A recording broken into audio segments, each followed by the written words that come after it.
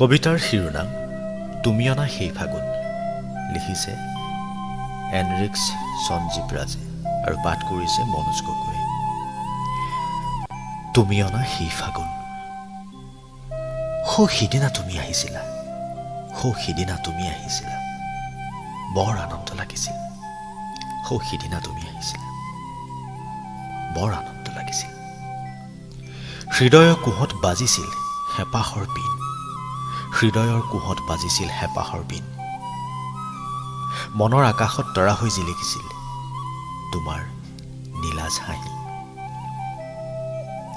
ডালিমগুটীয়া দাঁতৰ ফাকেৰে নিগৰিছিল তুমি দিয়া মিছা প্ৰেমৰ সংলাপ। ময়ো বৰ হেঁপাহেৰে শুনিছিলোঁ আৰু ক'ব নোৱাৰাকৈয়ে এটি এটিকৈ গজিছিল তুমি মই এক হোৱাৰ সপোন। কিন্তু ক্ৰমশ ক্ষণ বাগৰিল, মন বাগৰিল।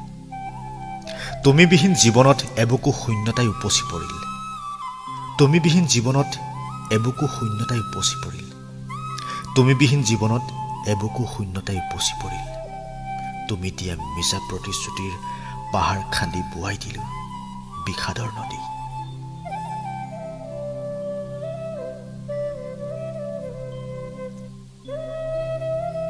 সেই নদীতেই নৌকা বাই বাই বিচাৰি পাইছিলোঁ এখনি নিঃশংকতাৰ ছবি।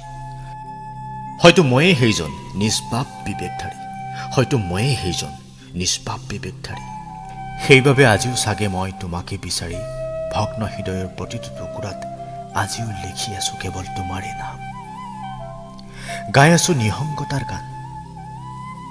যদিও এলাগি হ'ল মোৰো দুচকুত তোমাৰ সপোন, কিন্তু মই কেতিয়াও বেয়া নাপাওঁ তুমি অনা সেই ফাগুন, তুমি অনা